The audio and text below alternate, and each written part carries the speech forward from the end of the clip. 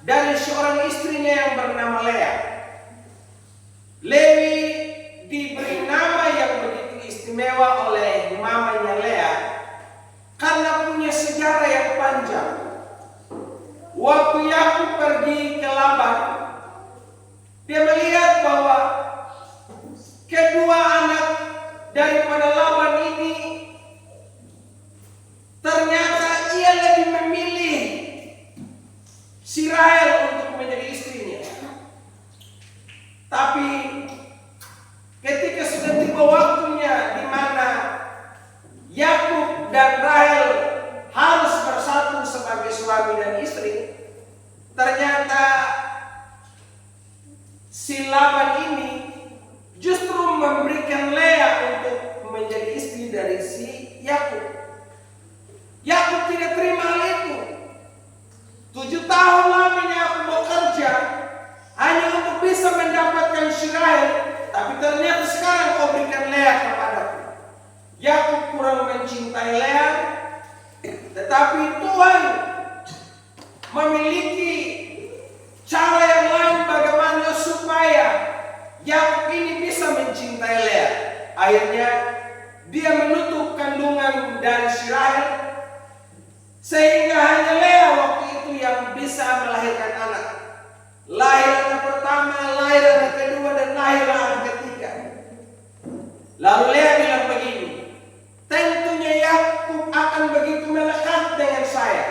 Dia akan begitu mencintai saya karena saya sudah melahirkan 3 anak laki-laki buat dia. Makanya diberi nama Lewi. Lewi artinya melekat atau gabungan. Itu adalah simbol dari kesetiaan. Dengan saya bisa melahirkan anak, maka yang pasti Yakub akan mencintai saya dengan kesetiaan. Nah, saudara, nama ini merupakan nama yang terus dipakai dari generasi ke generasi, sampai pada akhirnya di zaman Tuhan Yesus, yaitu di mana dia memanggil seorang yang bernama Lewi, dan Tuhan mengganti namanya menjadi Matius. Matius artinya anugerah dari Tuhan. Jadi kalau saudara beri dia nama Matius, harus tahu dia punya nama dulu. Arti namanya itu apa? Jangan asal tahu nama-nama yang keren-keren, tapi ternyata tidak tahu dia arti nama.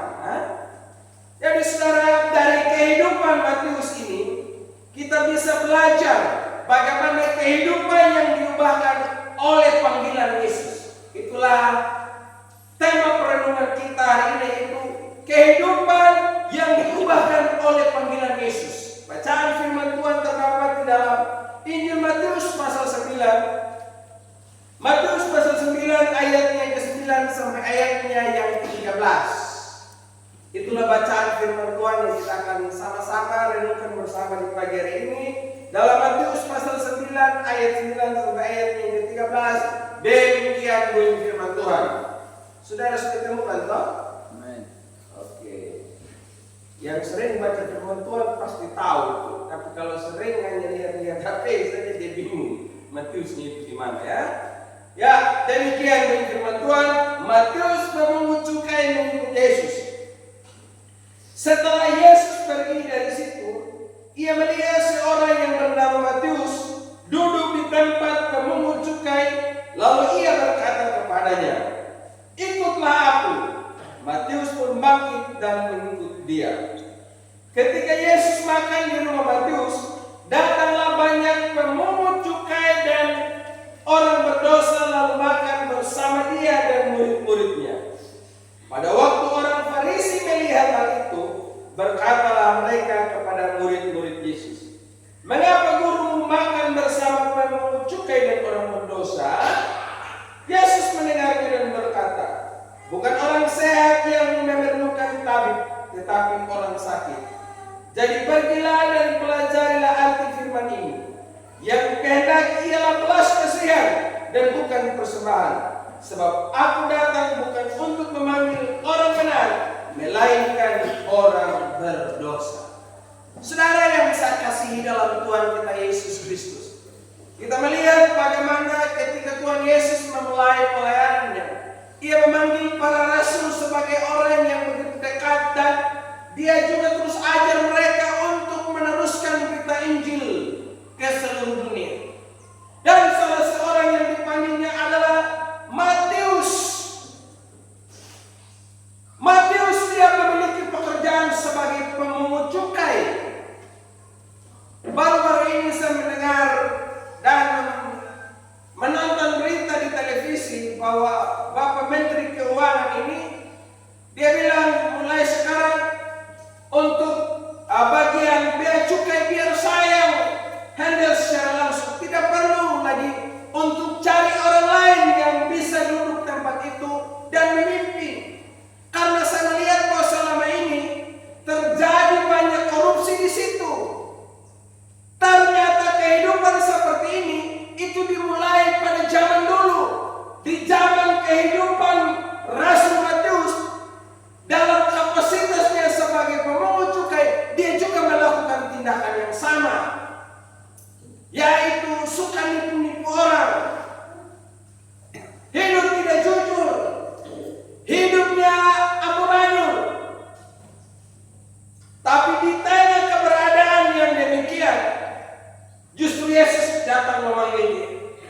Matius pada zamannya sudah lagi dianggap sebagai sampah masyarakat. Bagi masyarakat luas, mereka menganggap bahwa Matius adalah seorang berdosa.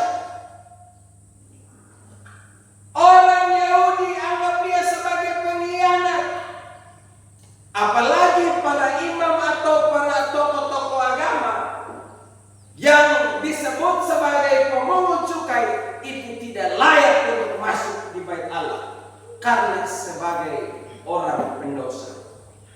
Saudara bisa bayangkan bagaimana keberadaan hidup Matius waktu itu. Dijauhi banyak orang, tapi di tengah-tengah ia merasa terasing dan tidak disukai orang. Justru Yesus datang dan memanggil dia. Hal pertama yang saya bisa lihat di sini, saudara, dalam ayat yang ke-9 dikatakan, setelah Yesus pergi dari situ, ia melihat seorang pemungut cukai duduk di tempat pemungutan cukai. Yesus melihat seorang pemungut cukai yang sedang bekerja di kantornya. Dalam pandangan orang, Matius ini sudah jadi orang kaya raya. Dalam pandangan orang, dia sudah menjadi orang yang cukup berhasil. Tetapi ketika dia dilihat sebagai orang yang begitu berhasil, ternyata ia adalah seorang pendosa. Dia berhasil, tapi dia adalah seorang pendosa. Kesuksesan bukanlah sebuah pertanda bahwa orang itu tidak punya kekurangan. Keberhasilan yang dimiliki tidaklah berarti bahwa dia sudah menjadi orang yang begitu sempurna. Tapi justru keberhasilan itu menyembunyikan begitu banyak dosa di dalam kehidupan. Keberhasilan yang dianggap oleh orang lain ini sudah cukup membuat dia begitu bahagia dalam hidupnya. Tetapi ternyata Matius ini memiliki segudang perbuatan salah dalam mata masyarakat, apalagi dalam pandangan Tuhan. Kita bisa belajar dari sini, saudara. Kehidupan Matius yang adalah orang yang begitu serakah hanya untuk bisa menimbun uang yang begitu banyak, akhirnya dia harus nipu masyarakat. Contoh, kalau orang datang bayar pajak 10.000, tapi dia kasih 50.000, 100.000 dia kasih 1 juta. Ini sama halnya menindas orang lain. Ini sama halnya menjadi orang yang tidak mau jujur. Apalah arti sebuah kekayaan yang dia timbun bertahun-tahun lamanya, tapi justru itu adalah hasil pemerasan dari orang lain. Makanya Matius ini dari banyak orang. Matius ditinggalkan oleh orang banyak. Oke, begitu hebat dalam pandangan orang. Tetapi ternyata dia tidak dicintai. Saya mendengar satu cerita di sebuah radio dari Australia. Dia bilang begini, ada seorang raja yang bilang begini, saya tidak peduli apakah orang suka atau tidak sama saya. Yang penting orang takut sama saya. Sekali lagi dia katakan, saya tidak peduli apakah orang suka dengan saya atau tidak. Yang penting orang takut dengan saya.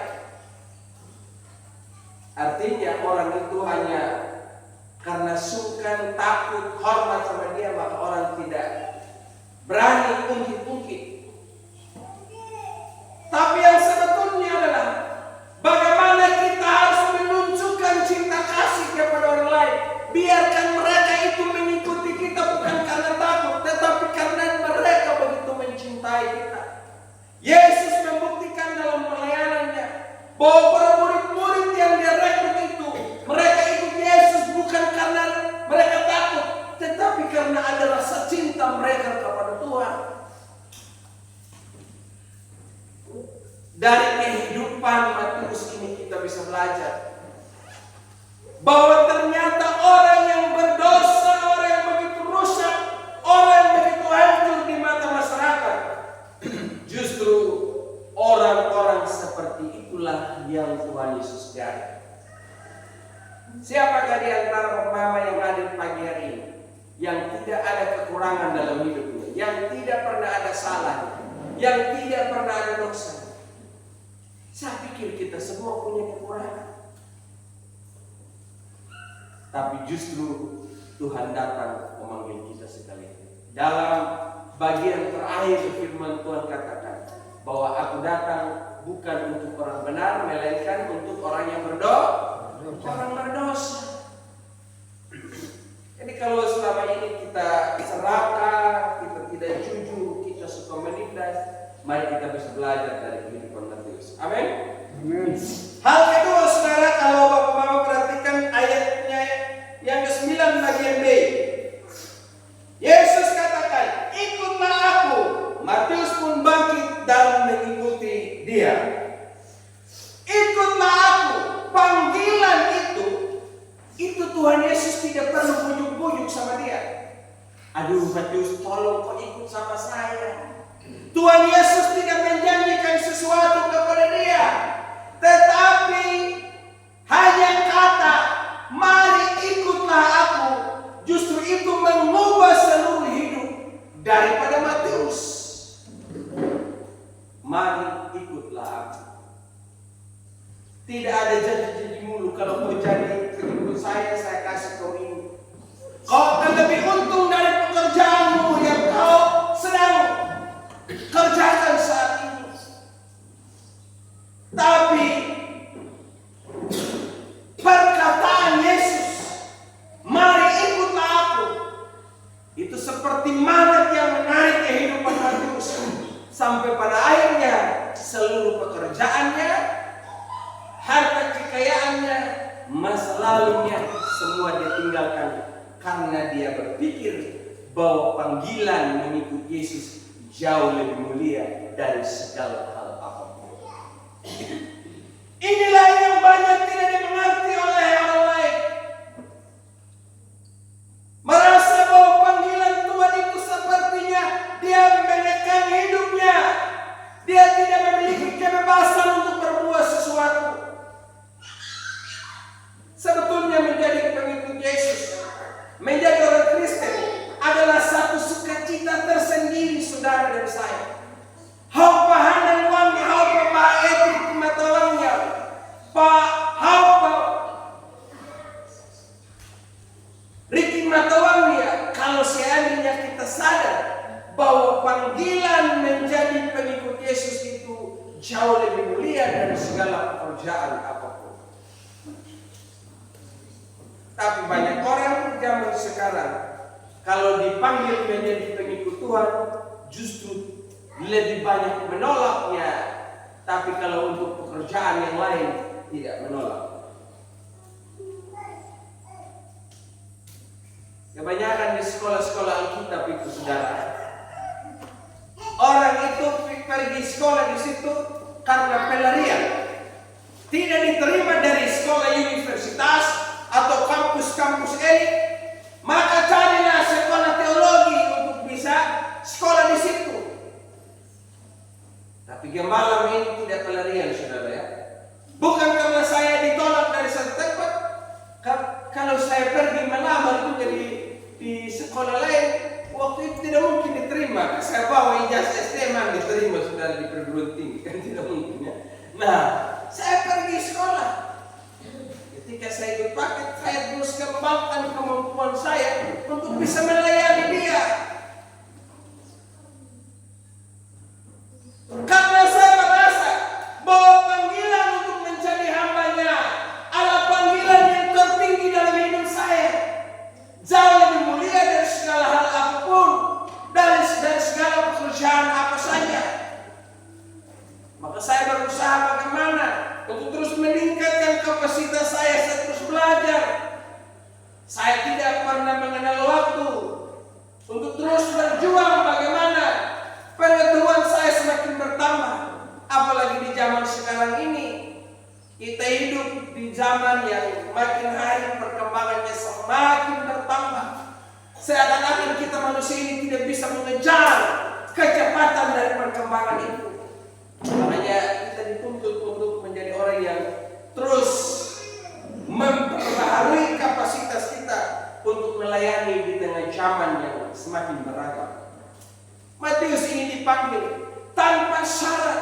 Tuhan tidak bilang sama dia, aduh, maaf ya Matius, ternyata saya salah omong tadi. Saya baru berpikir ternyata kau punya pekerjaan sebagai pemungut cukai. Ternyata itu pekerjaanmu jauh lebih menguntungkan dibanding saya. Matius dia langsung tinggalkan semua. Ku tinggal semua, apapun juga. Semua yang dia raih selama ini dia tinggalkan, saudara. Dia sudah sekolah tinggi-tinggi hanya untuk bisa punya pekerjaan. Sekarang dia sudah punya pekerjaan, ternyata dia tinggalkan hanya karena melayani Yesus. Dia sudah punya jabatan, tapi dia tinggalkan semuanya itu hanya karena ikut Yesus. Tapi banyak yang tinggalkan jabatan pelayanan hanya untuk pekerjaan yang lain. Ada juga yang lain, kalau dia sudah sekolah tinggi, sudah SMP, SMA, S1, S2, S3 sampai profesor, kalau sudah melayani tidak mau melayani. Merasa gengsi, merasa bahwa pekerjaan yang dia miliki saat ini adalah pekerjaan yang terpandang dalam masyarakat, mana mungkin saya hanya bisa melayani. Mari kita angkat pujian, saudara. Kita bangkit berdiri dan duduk. Mari kita menyanyi puji Tuhan. Hanya begitu yang saya lakukan. Sepertinya itu pekerjaan yang sangat rendah. Saya, saudara, melihat di mana-mana ternyata orang yang berpendidikan itu justru mereka itu adalah orang yang pendukung utama dalam pelayanan, dalam pekerjaan Tuhan. Mereka itu setia melayani Tuhan. Itu orang hebat. Tapi kalau orang yang merasa dirinya pintar, orang hebat dan merasa dirinya pintar beda ya. Merasa dirinya pintar, dia menganggap bahwa pelayanan kepada Tuhan itu seperti pekerjaan yang rendah. Saya baru pulang dari Sabu, saudara. Minggu lalu saya tidak bersama dengan saudara. Pagi itu saya pelayanan di sebuah gereja yang cukup besar di Pulau Sabu, di GBI Solafide. Ternyata yang pimpin pujian itu adalah seorang dokter. Yang pemain musik mereka juga adalah pegawai-pegawai. Saya terkagum dengan pelayanan yang mereka lakukan. Walaupun mereka hari-hari dari Senin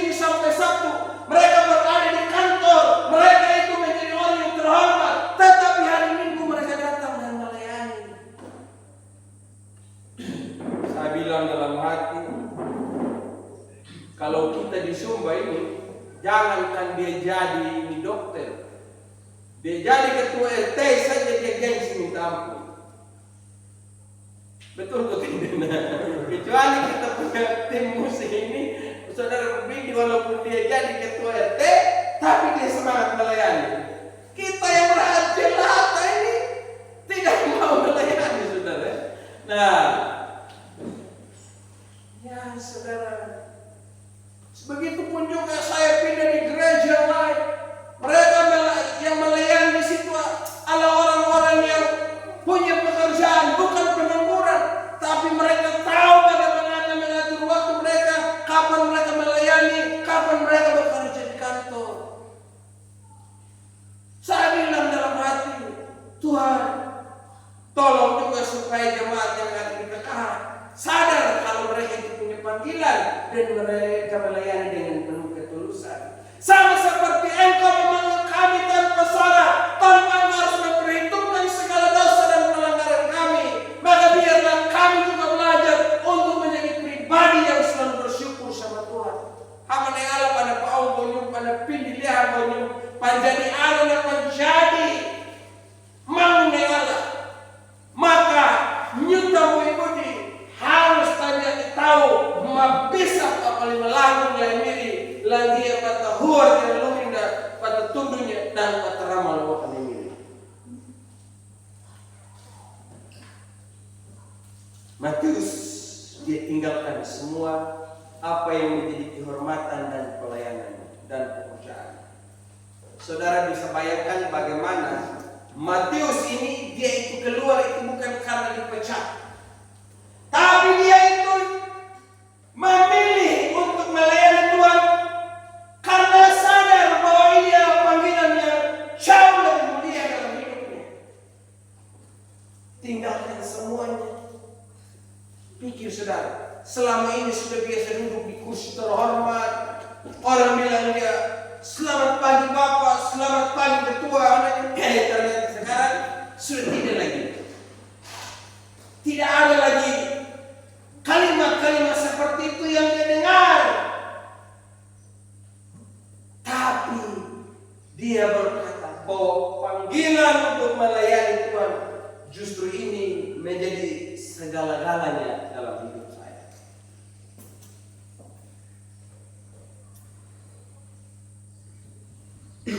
Asik saudara kalau kita melayani Tuhan.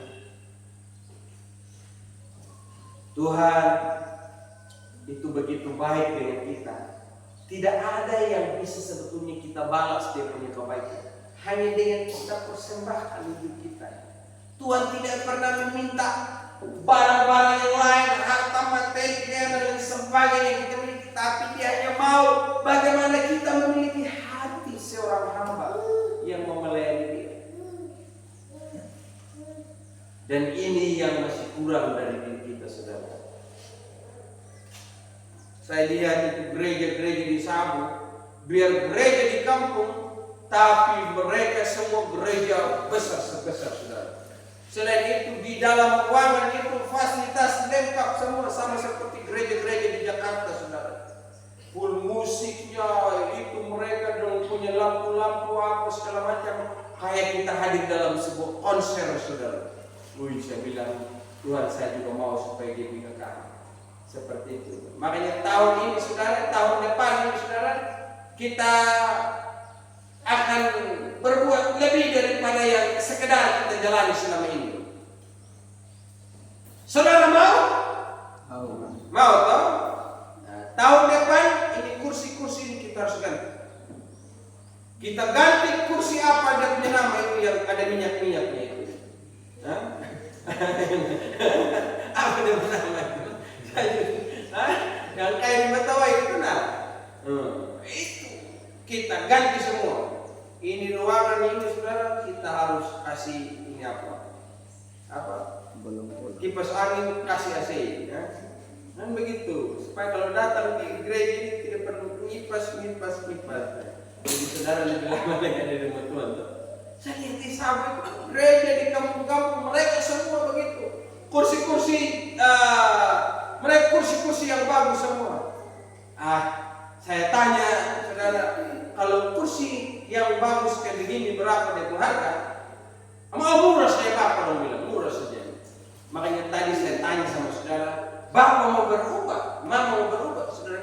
siap. Makanya tahun depan kita harus berubah. Harga kursi itu murah saja. Saudara mau sumbang? Hah? Saudara mau memberi? Harganya 300.000. Kan mudah toh? Ini saudara mulai senyum-senyum ini. Saudara dapat berkat itu bisa. Saya berdoa banyak saudara. Itu saya dengar itu di Sumber Timur ini kalau kita ajukan proposal bisa dapat 20 juta. Jadi berdoa banyak, kita ajukan proposal 20 juta, kita beli kursi yang bagus punya itu harganya ini 300, berarti kita bisa dapat berapa? 50 buah saudara kalau kita kasih keluar yang 15 juta. Ya paling tidak kita bisa dapat 60, sedangkan untuk kipas angin yang saudara yang sumbang kan satu kipas angin 300 saja. Mau tidak? Jadi begitu dong. Jadi kan supaya saudara nyaman, saudara datang gereja juga saudara senang bahagia. Bila perlu kalau rumah kita panas, saudara ingat gereja. Kapan ini hari Minggu supaya saya bisa ke rumah Tuhan, nikmati fasilitas yang enak-enak di sana. Kan begitu toh? Jadi saudara, Matius ini mendapatkan panggilan. Dia tinggalkan semua pekerjaannya hanya karena berpikir mengiring dan melayani Tuhan jauh lebih berharga dari segala pekerjaan apapun. Amin. Saudara mau melayani? Yang ketiga saudara, kita lihat di sini ayatnya yang ke-10. Ketika Yesus makan di rumah Matius, datanglah banyak pemungut cukai dan orang berdosa, lalu makan bersama dia dan murid-muridnya. Pada waktu orang Farisi melihat hal itu, berkatalah mereka kepada murid-murid Yesus, mengapa gurumu makan bersama pemungut cukai dan orang berdosa? Yesus tidak hanya sekedar panggil sama Matius untuk ikut dia, tapi Yesus juga datang di rumah Matius.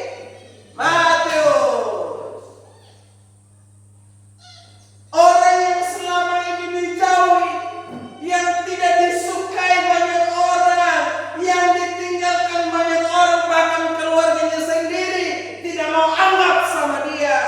Tapi ternyata sekarang juru selamat datang di rumahnya.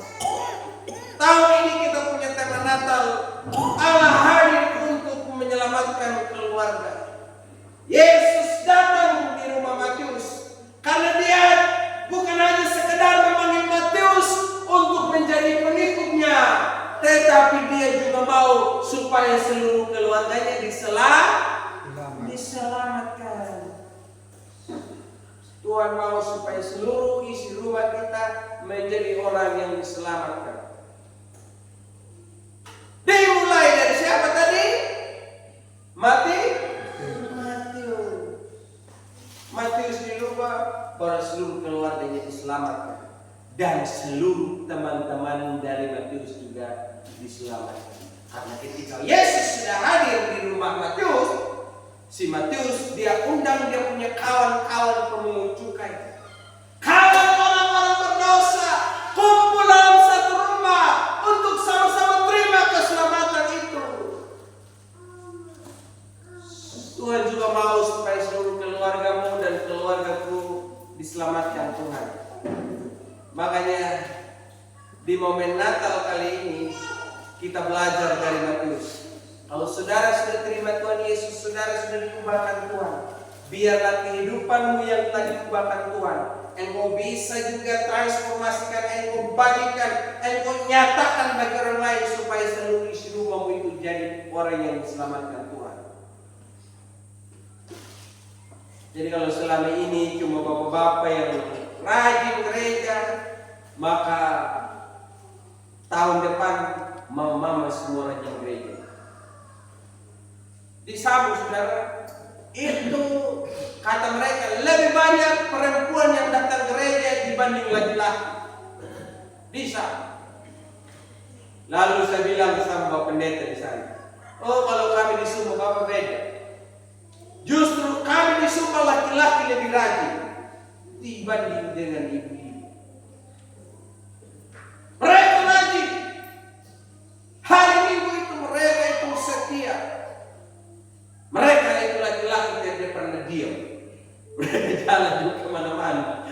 Tapi hanya gereja yang mereka tidak bisa hadiri. Jadi saudara-saudara, ternyata ini penyakit juga sama di mana-mana. Jadi laki-laki selama ini yang bertobat, ayo bagikan kehidupanmu kepada ibu-ibu. Ibu-ibu yang selama ini rajin, bagikan kehidupanmu kepada sesama kepada laki-laki supaya laki-laki di rumahmu bisa jadi orang percaya.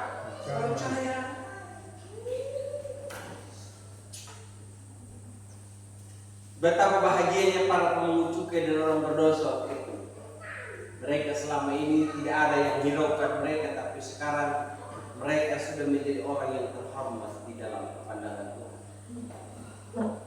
Bukankah kehidupan saudara dan saya itu juga memiliki keburukan sama seperti mereka? Bukankah hidup kita sekalian bahkan lebih hancur daripada Matius dan teman-temannya? Kalau kita melihat kelemahan seseorang, kita melihat kehidupannya yang tidak benar di satu sisi, kita berpikir bahwa itulah orang yang paling pendosa di muka bumi. Sementara di sisi lain kita tidak pernah berpikir kita punya kekurangan. Kita lebih banyak menjadi seorang Farisi yang hanya menjadi penonton dan menjadi hakim untuk kesalahan orang, tanpa kita harus menjadi hakim untuk diri kita sendiri. Ingat baik, sebelum saudara kasih nilai sama orang, nilai diri sendiri dulu. Amin. Ingat itu guru, itu guru, dia itu kasih nilai karena dia sendiri sudah tahu. Atau ada guru-guru yang tidak tahu? Dia tahu. Dia sudah tahu bagaimana menilai orang karena dia sendiri sudah tahu, sudah paham, sudah mengerti. Makanya saudara sebelum menilai orang, nilai diri sendiri.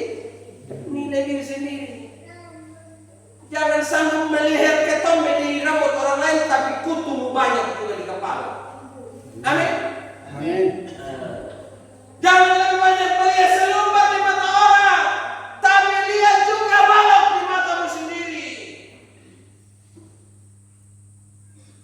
Orang Farisi kan begitu. Mereka melihat kekurangan Matius, tapi mereka tidak sadar bahwa sekarang Matius sudah menjadi milik Yesus. Sekarang Matius sudah menjadi orang yang diselamatkan. Kalau hidupmu selama ini begitu rusak, begitu hancur, bahkan engkau berpikir hidup seperti aku ini sudah tidak layak lagi menjadi milik Yesus, hari ini masih ada berita baik bagi saudara dan saya. Yesus datang untuk menyelamatkan engkau. Hal yang terakhir saudara, kita lihat Matius adalah seorang yang berbagi kehidupan bagi orang lain. Di dalam Injil Matius pasal 28 ayatnya yang ke-19 sampai ayatnya yang ke-20, dia menuliskan berita apa yang dikatakan oleh Tuhan Yesus, pergilah jadikanlah semua bangsa muridku, dan seterusnya. Dialah seorang pemberita Injil.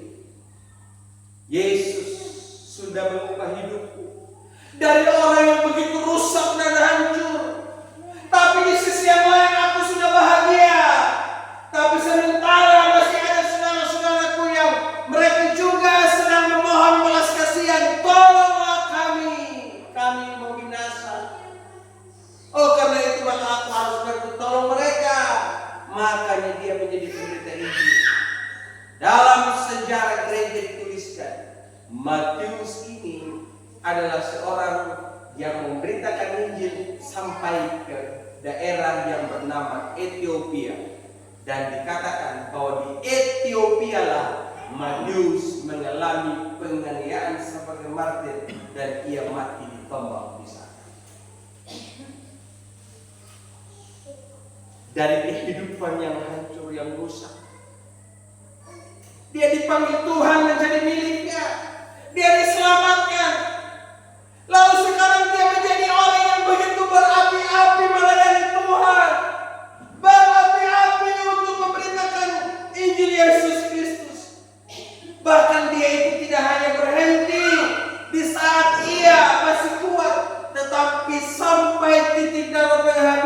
sampai dia mati, dia tetap melayani Tuhan.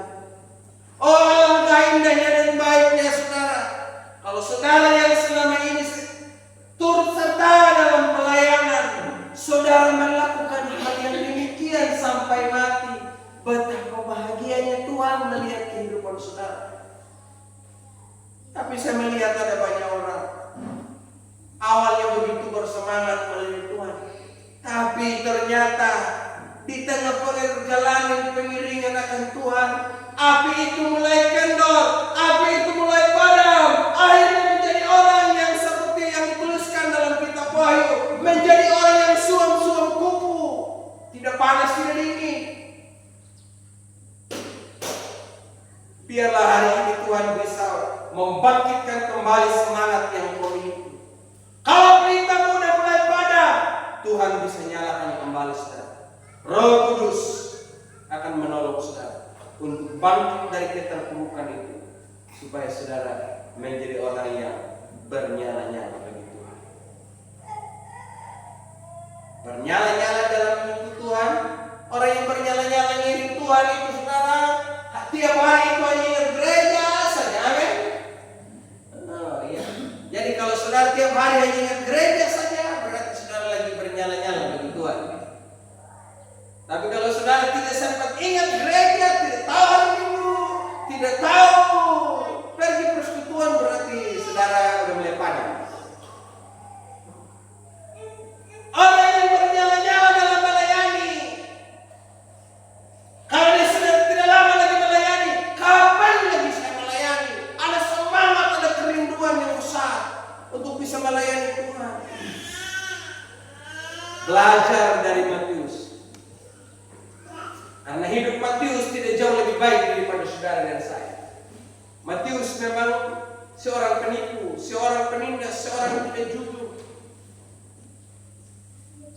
Tapi di sisi yang lain, kita mana lebih banyak kita pendosa.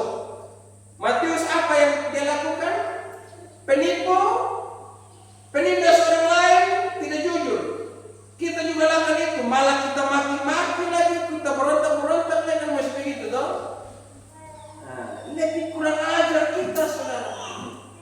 Tapi Tuhan sayang saudara dan saya.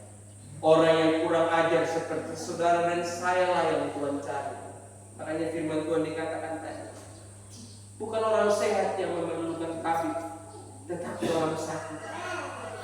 Bukan orang benar yang memerlukan keselamatan, tapi orang yang berdosa. Paulus katakan, di antara semua orang yang berdosa, akulah ini yang paling berdosa. Tapi justru aku yang paling berdosa ini, disitulah aku lebih banyak melihat kasih karunia Tuhan dianugerahkan dengan limpahnya kepada